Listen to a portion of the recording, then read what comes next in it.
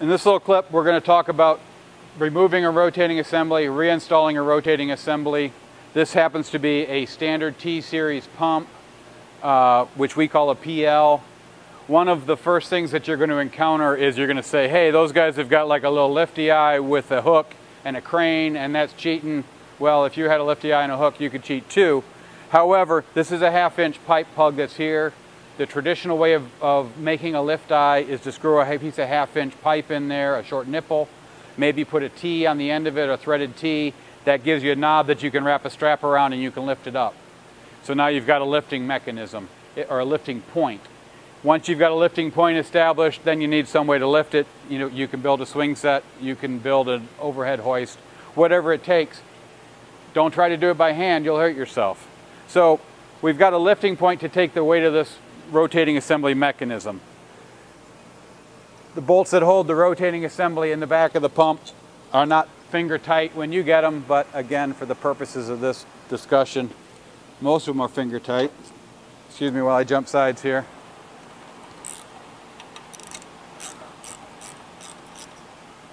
So we've zipped these bolts out.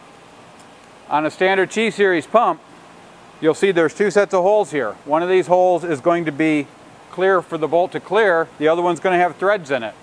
They're there for a reason. Most of the problems we have replacing parts on a rotating assembly are from the ears being broken off, from somebody trying to pry the rotating assembly out, which can be a difficult procedure. If you use equal force with the built-in jack bolt locations, you'll have much better success. A unique feature of the Phantom PL series pumps is that we have socket head cap screws that are located where you would normally have the threaded holes for the jack bolts. The socket head cap screws allow you to establish your impeller setting and leave that impeller setting set, or make rapid changes using an Allen wrench. What I'm going to do is use the Allen wrench to back out the socket head cap screws that apply pressure against the back of this rotating assembly. If it was a standard T-series pumps, I'd take the bolts that I'd removed from the rotating assembly, I'd install them in the threaded holes, and as I tightened them, the same jacking assembly would take place. So as I endeavor to make certain that I apply even pressure to these ears, knowing that this one comes out easy because we planned it that way, yours might be much more difficult to get out. The rotating assembly is coming out of the back of the pump as we speak. So once the O-ring is clear,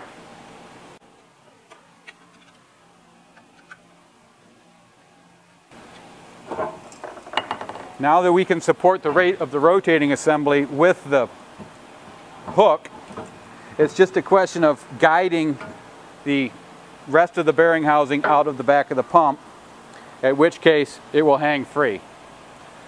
So turns out the rotating assembly was not the problem with this pump because it looks brand new and it spins freely. If yours looks this way, put it back together, you're good to go. If not, we got a new one. Inside the pump, after you've removed the rotating assembly, you'll be able to inspect the condition of the wear plate. The wear plate is a 1/4 inch thick metal plate that's bolted to the suction cover, which is where the front of the impeller rides. So the clearance between the wear plate and the front of the impeller is critical in establishing the efficiency of the pump. The larger the gap, the more product recirculates in the pump, the more wear you're going to see. Again, the distance between the face of the impeller and the wear plate is established by, on the the PL series pump, by the position of these socket head screws. On your T-series pump, there'll be some washers that are installed between the back of the rotating assembly and the pump.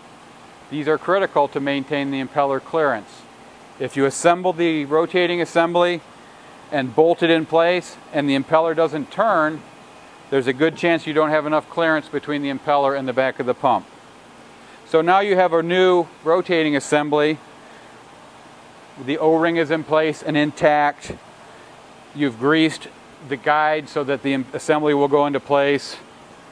To install the new rotating assembly, it's the reverse procedure from the old assembly. We'll guide it into the back of the pump.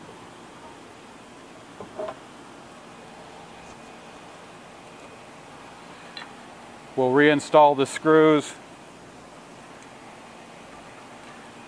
It needs to rotate about 3 degrees to get the screws to line up. And then we'll adjust the impeller clearance, and we've got a free turning pump.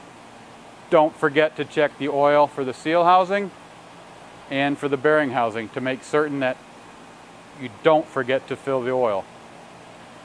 Other than that, you can reprime the pump at that point by adding liquid at the fill port, and you're ready to run again.